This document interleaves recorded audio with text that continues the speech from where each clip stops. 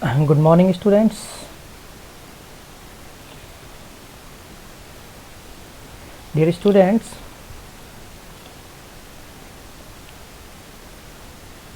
we started the lesson number 1, that is Introduction to the Computer System, in your IP Informatic Practices syllabus.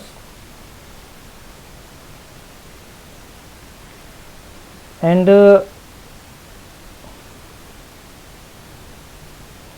total 4 topics are there in this chapter that you already learned till your 10th class. Introduction to the computer system, evolution of computer, computer memory, and the hardware or software, about the hardware and software. And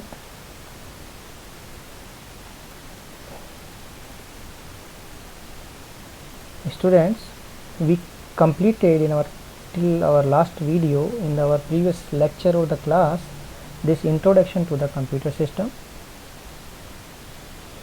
कि बच्चों computer क्या होता है, कितने functional component क्या क्या होते हैं कंप्यूटर सिस्टम के, सीपीयू क्या होता है, what do you mean by the CPU, what are the components of the CPU, basically three major component of the CPU, and what are the works of that components. What are these 3 components of the CPU? ALU, arithmetic and logical unit, CU, control unit, and the third one is registers.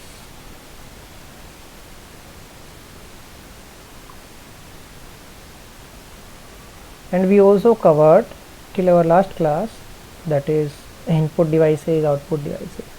Now students, today we learn the second topic, that is evolution of computer.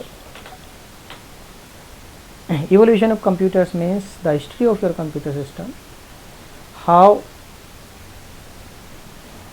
past calculating devices से जो new modern technology वाली जो हमारी devices हैं, वाले computers हैं, means past computer से आज जो हम मॉडर्न कंप्यूटर्स यूज़ करते हैं, laptop, smartphones,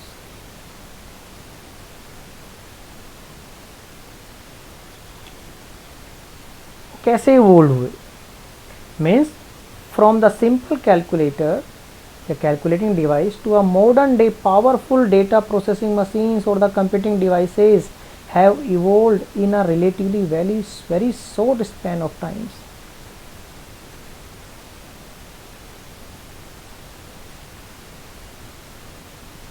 Okay, this evolutions is of computing of devices is shown in the below figure. देखो बच्चों, देखो ये फिगर आपकी दिखाया हुआ है, इस फिगर में ये आपकी टाइमलाइन दिखाई हुई है बच्चों, देखो सी,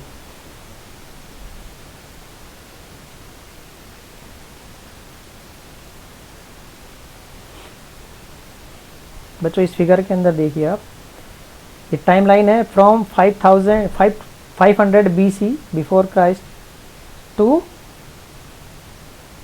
present time. How your computer system evolved from simple calculating machines to modern computing devices or electronic devices like smartphones, tablets. Okay देखो बच्चों, जो सबसे पहले 500 BC में सबसे पहले हमारी कैलकुलेटिंग डिवाइस थी, दैट वाज अबेकस. क्या था abacus? Abacus was the computing devices. Okay, abacus was the computing devices invented 3000 years ago. What was the purpose of that? देखा होगा बच्चों आपके स्कूल में, छोटे बच्चों को आज भी अबेकस पे हम काउंटिंग सिखाते हैं, हम काउंटिंग सीखने के लिए था ये, ठीक है. It was a mechanical device capable of doing simple arithmetical calculations only. बच्चों ये केवल काउंटिंग कैलकुलेटिंग डिवाइस थे only.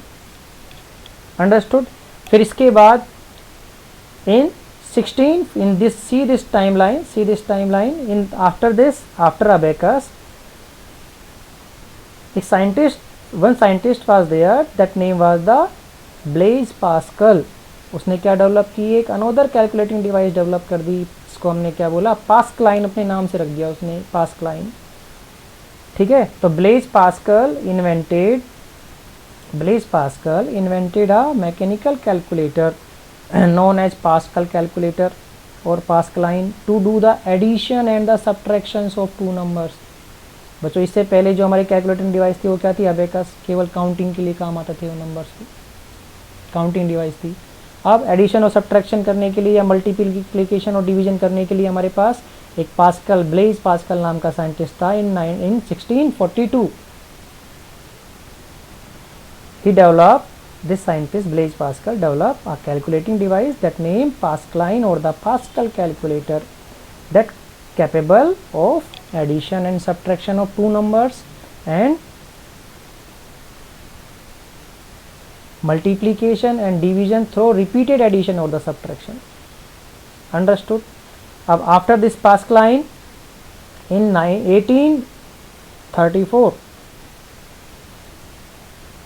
Charles Babbage developed an analytical engine. एक चार्ल्स बेबेज एक साइंटिस्ट हुआ, ठीक है, जिसने क्या डेवलप किया, एक एनालिटिकल इंजन को डेवलप किया, जो कि फादर ऑफ कंप्यूटर के नाम से फेमस हुआ आगे जाके, और यही बेस था आपके मॉडर्न कंप्यूटर के इन्वेंशन का। इन 1834 Charles Babbage invented a analytical engine. अब इस इंजन में बच्चों क्या क्या था, ये एक मैकेनिकल कंप्यूटिंग डिवाइस थी, ठीक है। इसमें आपका एक इनपुट था, एक प्रोसेसिंग कंपोनेंट था, एक स्टोरिंग कंपोनेंट था, एंड और एक डिस्प्लेइंग द आउटपुट कंपोनेंट, एक आउटपुट कंपोनेंट था, which is considered to form the basis of the modern computer. तो बच्चों यदि क्वेश्चन आया आपके कि सब, ठीक है, कि जो मॉडर्न कंप्यूटर का जो बेस था वो कौन सी मशीन थी और उसको किसने डेवलप किया था, ठीक है, तो that was analytical engine and the developed by Charles Babbage in 1834।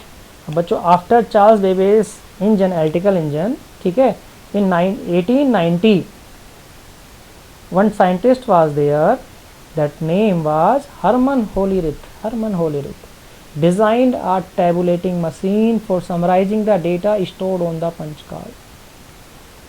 बच्चों जो ये data analytical engine Charles Babbage ने बनाया था ना, उसमें डेटा को एक्सेस करने के लिए, स्टोर करने के लिए पंच कार्ड यूज करते थे वहाँ पे, ठीक है। अब हरमन होलेरिथ ने क्या किया, Herman Hollerith designed a tabulating machine for summarising the data stored on the punch card. It is considered to be the first steps towards the programming. भाई जब तक डेटा को आप स्टोर नहीं करोगे आप, ठीक है, ओके, तो उसके ऊपर प्रोसेसिंग कैसे होगी।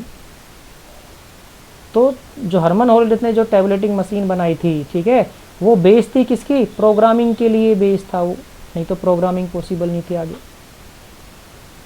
Understood, clear, yes. Now after this Herman Hollerith machine, in continuation of this, in 1937 Turing machine was developed. The Turing machine concept was a general purpose programmable machine that was capable to solve any problem by executing the program stored on the punch card. अब punch card के अंदर हमने programme तो ले लिया, लेकिन उस programme को एग्जीक्यूट कौन करेगा भाई, who will execute that program? Understood. तो एक ट्यूरिंग साइंटिस्ट था, देखो ये ट्यूरिंग आपके बुक के अंदर जो फर्स्ट सी क्या नाम था इसका, एलन ट्यूरिंग नाम का एक साइंटिस्ट था, Alan Turing. Understood, Alan Turing. इसने क्या डेवलप किया, इसने ट्यूरिंग मशीन डेवलप कर दी, जो कि, ठीक है, जो प्रोग्राम हम स्टोर करते थे कहाँ पे, इस पंच कार्ड के अंदर, उस पंच कार्ड को भाई एग्जीक्यूट करने के लिए इसने एक ट्यूरिंग मशीन डेवलप कर दी। The Turing machine concept was a general purpose programming machine that was capable to solve any problem by executing the program stored on the punch card.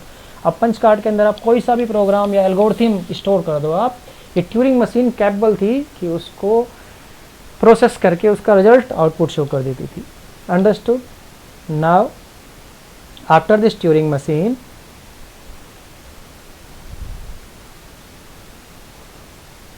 One scientist was there, that name in 1945, that name was the von Neumann, John von Neumann, John von Neumann. Okay बच्चों ये John von Newman था ना, John von Newman, ठीक है, introduced in 1945 the concept of the stored program concept, stored program concept का इसने आविष्कार किया था, इन्वेंट किया था। अब ये क्या होता है स्टोर्ड प्रोग्राम कंसेप्ट? बच्चों ये स्टोर्ड प्रोग्राम कंसेप्ट क्या होता है कि प्रोग्राम जब भी कोई हम इनपुट देते हैं, ठीक है, तो डेटा पहले कहाँ पे स्टोर्ड होगा? डेटा पहले मेमोरी में स्टोर्ड होगा, और जो प्रोसेसर है उस डेटा को मेमोरी से एक्सेस करेगा। मीन्स डेटा डायरेक्टली प्रोसेसर पे नहीं जा सकता, before processing data would be stored on to the memory. Understood? Clear? ये इसने कंसेप्ट डेवलप किया था। तो John von Neumann introduce a concept to store program computer which was capable of storing data as well as program in the memory. Means data के साथ साथ हम programme को भी मेमोरी के अंदर स्टोर कर सकते हैं। और इस फॉर्मूले से इसने दो कंप्यूटर को इन्वेंट किया, EDVAC और ENIAC। जो ENIAC है इसकी जो फुल फॉर्म है electronic numerical integrator and calculator या कंप्यूटर। ये आपका बच्चों जो फर्स्ट कंप्यूटर था आपका the EDVAC and the ENIAC computer were developed based on this concept. जो पहला इलेक्ट्रॉनिक जॉन वॉन न्यूमैन के आर्किटेक्चर पे जो आपका कंप्यूटर फर्स्ट डेवलप हुआ था बच्चों, ठीक है, इलेक्ट्रॉनिक कंप्यूटर प्रोग्रामेबल, वो आपका ENIAC था। इसके बाद EDVAC था। Now you have to search the full form of EDVAC। Understood? अब बच्चों after this 1945, after this John von Neumann computer, okay, ENIAC in 1947। Understood? Clear?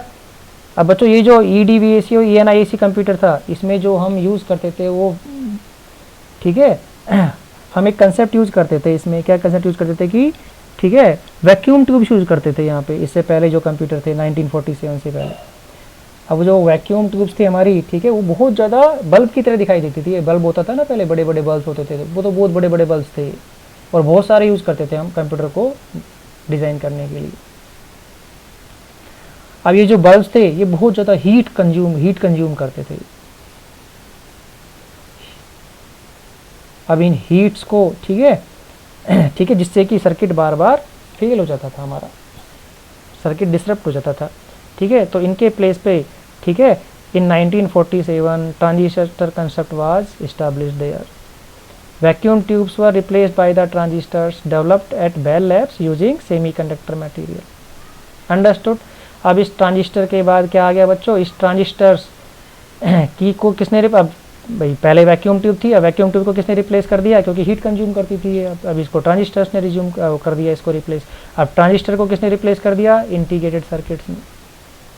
And integrated in 1917 एक one concept was established there, that is the integrated circuit. An integrated circuit IC is a silicon chip which contain the entire electronic circuit on a very small area. The size of computer has drastically reduced because of this IC. अब बच्चों ये जो IC हैं basically इसमें भी हमारे क्या होता है? सेमीकंडक्टर मटेरियल्स होते हैं।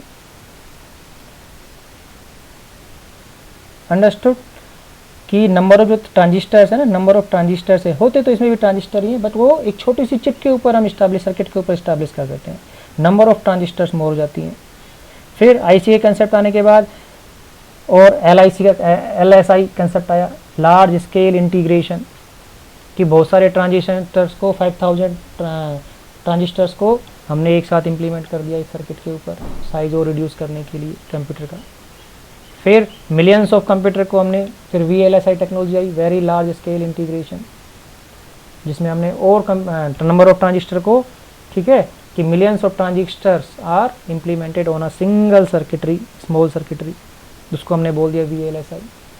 फिर उसके बाद हमारा कंसेप्ट आया ULSI का, अल्ट्रा लार्ज स्केल इंटीग्रेशन,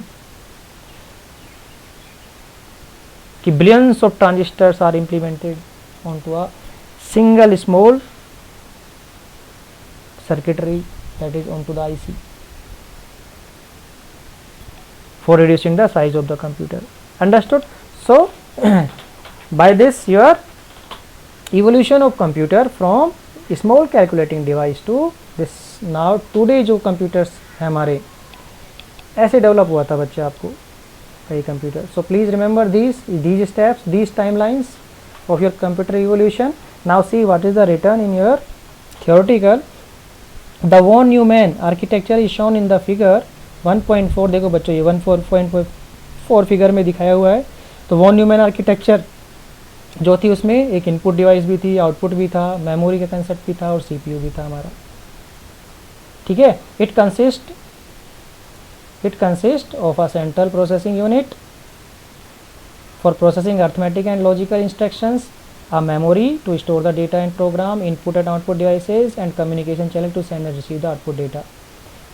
तो इस स्ट्रक्चर को फॉलो करते हुए जो कंप्यूटर डेवलप किया था, electronic numerical integrator and computer ENIAC was the first binary programmable computer based on the von Neumann architecture. So you have to remember this thing. Okay. Yes.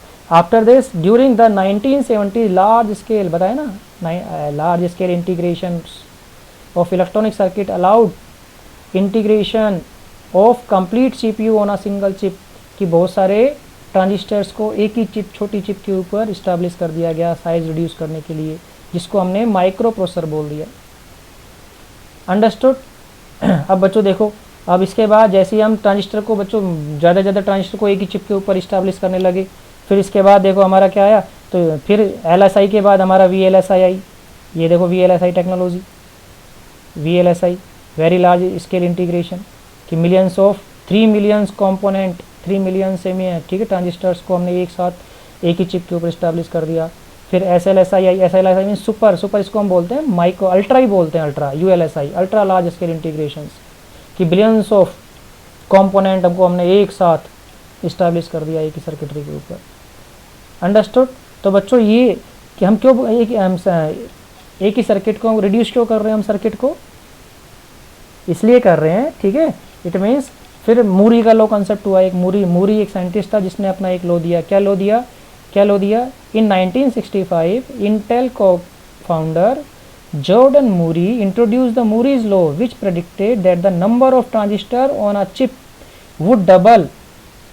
जो number of transistor थे वो chip के ऊपर would double every 2 years while the cost would be halved. Means एक ही circuitry की, देखो बच्चों ये डायग्राम दिखाया गया आपको, ये मूरी लॉ का, ये कि क्या बोला इसने कि every number of transistor on a chip would be doubled every 2 years. हर 2 साल के बाद, हर 2 साल में जो नंबर ऑफ ट्रांजिस्टर्स थे वो क्या होते गए, डबल होते गए सर्किटरी के ऊपर, डबल होते गए सर्किटरी के ऊपर, इस CPU के ऊपर डबल होते गए. नवाज कोर i7 और कोर i9 आ चुका है मार्केट में. अंडरस्टूड. जो इंटेल माइक्रो प्रोसेसर हैं, तो इनकी जो सर्किटरी के ऊपर जो ट्रांजिस्टर हैं वो जस्ट डबल होते गए. ठीक है. तो ये हमारा मूरी का लॉ था. Now see, understood. Yes. Now Moore's law predicted exponential growth in number of transistors that could be assembled in a single microchip. In 1980, the processing power of the computers increased exponentially by integrating around 3 million components on a small size chip, termed as very large scale integration. Means millions of millions of transistors को हमने एक साथ एक ही chip के ऊपर लगा दिया, तो हमने वेरी लार्ज स्केल इंटीग्रेशन कर दिया. उसको साइज को रिड्यूस करने के लिए, कंप्यूटर के साइज को, माइक्रो प्रोसेसर के साइज को रिड्यूस करने के लिए, जिससे कि हमारा कंप्यूटर का साइज क्या हो जाए, और भी छोटा हो जाए. अंडरस्टूड. समझ में आ गया. तो बच्चों देखो, पहले तो हमारा क्या चलता था, वैक्यूम ट्यूब्स थे. वैक्यूम ट्यूब्स के बाद क्या आ गए, ट्रांजिस्टर्स आ गए. ठीक है. अब ट्रांजिस्टर्स को कितने रिप्लेस कर दिया था, माइक्रो प्रोसेसर ने. फिर माइक्रो प्रोसेसर, फिर जो हमारे ये ट्रांजिस्टर्स थे, फिर एक साथ बहुत सारे ट्रांजिस्टर को हम एक ही चिप पे लगाने लग गए. उसको हमने बोल दिया स्मॉल स्केल इंटीग्रेशन. फिर उसके बाद वेरी लार्ज स्केल इंटीग्रेशन आया, कि बहुत सारे ट्रांजिस्टर को 5000 ऑफ ट्रांजिस्टर को हमने एक साथ एक चिप पे लगा दिया, तो वो लार्ज स्केल इंटीग्रेशन हो गया. फिर VLSI मिलियंस ऑफ ट्रांजिस्टर को हमने एक साथ लगा दिया एक ही चिप के ऊपर साइज रिड्यूस करने के लिए. फिर बिलियंस ऑफ ट्रांजिस्टर्स को हमने एक साथ लगा दिया, जिसको हमने बोल दिया ultra large scale integration. Understood. देखो बच्चों, नेक्स्ट अब IBM introduced its first personal computer PC for the home in 1981. जिसको क्या बोला गया उसने, एप्पल इंट्रोड्यूस, ठीक है, होम यूज के लिए सबसे पहला जो कंप्यूटर किसने दिया था, आईबीएम ने इंट्रोड्यूस किया था, और एप्पल ने introduce the Macintosh machine in 1984। The popularity of the PC search by the introduction of the graphical user interface. अब ये तो पता ही आपको ग्राफिकल यूजर इंटरफेस क्या होता है। Understood, based on the operating system by the Microsoft and other in. अब बच्चों देखो ये फिर ऑपरेटिंग सिस्टम का भी इन्वेंशन हुआ धीरे धीरे करके, ये सब आपको पता ही है, ये हम पढ़ चुके हैं पहले से ही बच्चों। Understood this thing. Now students,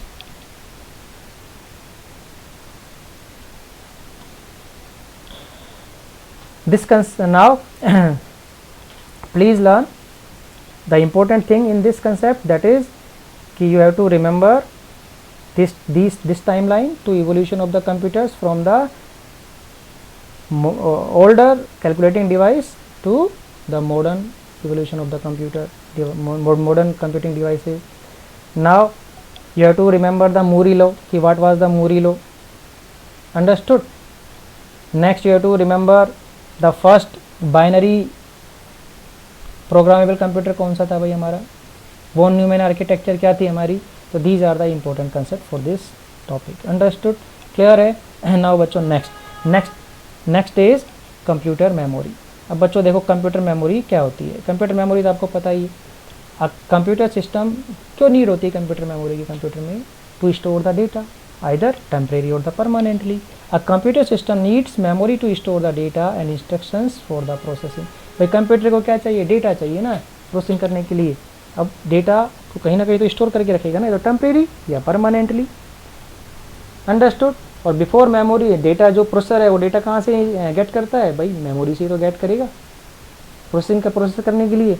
it means your computer system needs memory to store data either temporary और permanently for the processing, understood, clear, yes. Now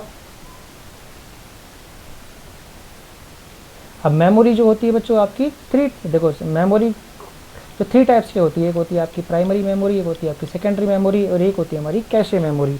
अब बच्चों देखो टाइप्स ऑफ मेमोरी पढ़ने से पहले हम यूनिट्स ऑफ मेमोरी जान लेते हैं। यूनिट्स ऑफ मेमोरी मीन्स जब भी हम डेटा स्टोर करते हैं तो डेटा को मेजरमेंट करने की जो यूनिट होती है मेमोरी में वो क्या होती है, it means a computer system uses the binary numbers to store the and process data. तो सबसे छोटी जो यूनिट होती है आपकी वो होती है आपकी कंप्यूटर सिस्टम मेमोरी की, दैट इज 0 and 1 बाइनरी, जिसको हम बोलते हैं बाइनरी डिजिट्स। तो बाइनरी डिजिट्स क्या होती हैं आपकी, this 0 and 1 is called the binary. तो what is the smallest unit of the memory to store data into the computer, that is the binary digits, that is 0 and 1। इस binary digits को हम bits भी बोलते हैं, understood, clear. अब यदि हम 4 बिट का कलेक्शन कर दें तो 4 बिट का इसके बाद जो यूनिट होती है हमारी होती है 4 bit collection of 4 bit. Collection of 4 bit is known as a nibble, एक निबल बोलते हैं। कलेक्शन ऑफ 4 बिट को हम एक निबल बोलते हैं, अंडरस्टूड। और कलेक्शन ऑफ 8 बिट को हम बोलते हैं 1 बाइट। कलेक्शन ऑफ 4 बिट या फिर कलेक्शन ऑफ 8 बिट्स या फिर collection of 2 nibble, a 2 nibble word और 8 bit is called a byte. अब बच्चों देखो बाइट के बाद हमारी कौन सी यूनिट आती है, किलो बाइट आती है। 1 किलो बाइट में 1024 बाइट्स होते हैं। किलो बाइट के बाद मेगा बाइट आता है। 1 मेगा बाइट में 1024 किलो बाइट्स होते हैं। मेगा बाइट के बाद जीबी गीगा बाइट आता है। 1 गीगा बाइट में 1024 मेगा बाइट होते हैं। टीबी, इसके बाद गीगा बाइट के बाद टेराबाइट आती है यूनिट। टेराबाइट टीबी, 1 टीबी के अंदर 1024 जीबी होते हैं, गीगाबाइट होते हैं। After TB that is petabyte, तो 1 पेटाबाइट में 1024 टेराबाइट होते हैं। और 1 after petabyte you have exabyte, 1 exabyte 1024 petabyte होते हैं। And after exabyte you have zettabyte, 1 zettabyte 1024 exabyte. And at last yottabyte, 1 yottabyte में 1024 जीटाबाइट होता है। So what is the last unit of memory measurement? That is yottabyte, and the smallest unit is bits, understood। 1 terabyte में कितने gigabyte होते हैं, 1024 gigabyte। So you have to remember this table, understood। So many questions will be asked from this table, understood। Conversion questions की convert 10 TB into KB, भाई 10 TB को KB में convert करके दिखाओ, ऐसे क्वेश्चन आ सकते हैं। अब बच्चों देखो टाइप्स ऑफ मेमोरी, आपकी जो मेमोरी कितने टाइप्स की होती है, 3 टाइप्स की मेमोरी होती है। फर्स्ट होती है आपकी primary memory. First type of memory is the primary memory. Primary memory क्या होती है ये primary memory students? See listen,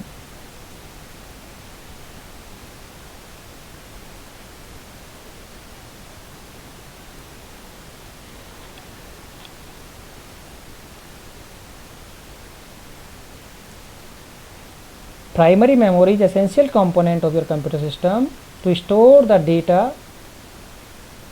temporary in nature। कुछ समय के लिए हमें डेटा स्टोर करना है प्रोसेसिंग के लिए, ठीक है, टेम्परेरी टाइम के लिए, तो हम कौन सी मेमोरी यूज़ करते हैं? आपका कंप्यूटर कौन सी मेमोरी यूज़ करता है? प्राइमरी मेमोरी यूज़ करता है। ओके, तो program and data are loaded into the primary memory before processing. Understood? कि सपोज हम बच्चों देखो, जब भी हम कोई भी प्रोग्राम, जैसे हम कोई गेम प्ले कर रहे हैं या हमने कोई वर्ड स्टार्ट किया है या फिर कोई भी हमने प्रोग्राम स्टार्ट किया है कंप्यूटर सिस्टम में, तो वो कहाँ पे स्पेस लेता है? आपका प्राइमरी मेमोरी का स्पेस लेता है। Understood? It means program and data are loaded into the primary memory before processing. The CPU interacts directly with the primary memory to perform the read and write operation। अब primary memory जो है वो आपकी 2 types की होती है, एक होती है रैम, दूसरी होती है ROM. RAM means random access memory, ROM means read only memory. जो रैम होती है बच्चों आपकी, वो रैम वोलाटाइल मेमोरी होती है। वोलाटाइल का मतलब कि आपके जो कंटेंट होते हैं रैम के अंदर, वो तब तक ही अवेलेबल होंगे कंटेंट जब तक कि आपने पावर मीन्स पावर ऑन है कंप्यूटर का। Understood? Your content would be present into the memory of the RAM till you powered on, and whenever the power of the computer, the content goes from there, the swapped content swap out from that memory, so that's why it is called the volatile memory। तो ये हमारी understood समझ में आ गया? तो RAM is volatile means as long as the power is supplied to the computer, it retains the data in it, but as soon as the power supply is turned off, all the content of the RAM are wiped out। It is used to store the data temporarily while the computer is working। Whenever the computer is started or a software application is launched, the required program and data are loaded into the RAM for processing। It means किसी भी programme को process करने से पहले processor को उसको पहले RAM के अंदर आना होता है, तो पहले वो रैम में स्पेस लेगा अपना, देन प्रोसेसर उसको प्रोसेस करेगा। RAM is usually refer to the main memory. तो रैम को यह मेन मेमोरी बोलते हैं हमारे कंप्यूटर की, as it is faster than the secondary memory और द स्टोरेज डिवाइसेज। समझ में आ गया? ठीक है बच्चों, दूसरे टाइप की जो प्राइमरी मेमोरी होती है वो होती है हमारी रोम होती है। कौन सी होती है? रोम। रोम की फुल फॉर्म क्या होती है? Read only memory. अब बच्चों ये हमारी नॉन वोलाटाइल मेमोरी होती है, और ये टेम्परेरी नहीं होती, ये परमानेंट होती है। Understood? ROM is non volatile. Non volatile क्यों बोलते हैं रोम को हम? क्योंकि इसके अंदर यदि हम लाइट, इसके अंदर जो कंटेंट होते हैं पावर ऑफ होने के बाद भी वो कंटेंट वहाँ पे परसिस्ट रहते हैं। Understood? So that's why this memory is called the non volatile memory. Understood? अब यहाँ भाई कौन से क्या स्टोर करेंगे हम रोम के अंदर? रोम के अंदर वो प्रोग्राम और इंस्ट्रक्शन स्टोर होते हैं जो आपके कंप्यूटर, जो बार बार जिनको हम एडिट नहीं करते हैं, दैट आर रेयरली चेंज्ड। ऐसे कंटेंट को हम स्टोर करते हैं जिनको हम बहुत कम चेंज करते हैं। जैसे ऑपरेटिंग सिस्टम जो हमारा विंडो होती है, विंडो के जो इंस्ट्रक्शंस होते हैं, स्टार्टअप जो इंस्ट्रक्शंस होते हैं वो स्टोर करते हैं हम। डिवाइस ड्राइवर जो होते हैं, किसी भी डिवाइस को ऑपरेट करने के लिए जो सॉफ्टवेयर की नीड होती है वो सॉफ्टवेयर यहाँ पे हम स्टोर करते हैं। अंडरस्टूड? समझ में आ गया? तो it means ROM is non volatile memory, means its content are not lost even when the power is turned off. It is used as a small but faster permanent storage for the content which are rarely changed. For example, the startup program bootloader that loads the operating system into the RAM is stored in a RAM। जो हमारे operating system को या window को load करता है RAM के अंदर work करने के लिए। अब बच्चों देखो दूसरे टाइप की जो मेमोरी होती है ना वो कैशे मेमोरी होती है। अब कैशे मेमोरी समझ से पहले हम बच्चों ये सेकेंडरी मेमोरी समझ लेते हैं। सेकेंडरी मेमोरी क्या होती है? पहली मेमोरी पढ़ी हमने प्राइमरी मेमोरी, जिसमें डेटा हम टेम्परेरी रूप से स्टोर करते हैं। अब यदि मुझे डेटा चाहिए, फ्यूचर पर्पज़ के लिए डेटा चाहिए, तो मैं उस डेटा को क्या कर देता हूँ? परमानेंट स्टोर कर, जैसे हम मूवी स्टोर कर लेते हैं, किसी फाइल को स्टोर कर लेते हैं, और कंप्यूटर को पावर ऑफ करने के बाद हम उसी को वापस ओपन कर लेते हैं, मूवी को भी, उस फाइल को भी। तो ऐसे स्टोर करने के लिए, परमानेंट स्टोर करने के लिए हमारे पास जो मेमोरी हम यूज़ करते हैं उसको हम बोलते हैं सेकेंडरी मेमोरी बोलते हैं। अंडरस्टूड।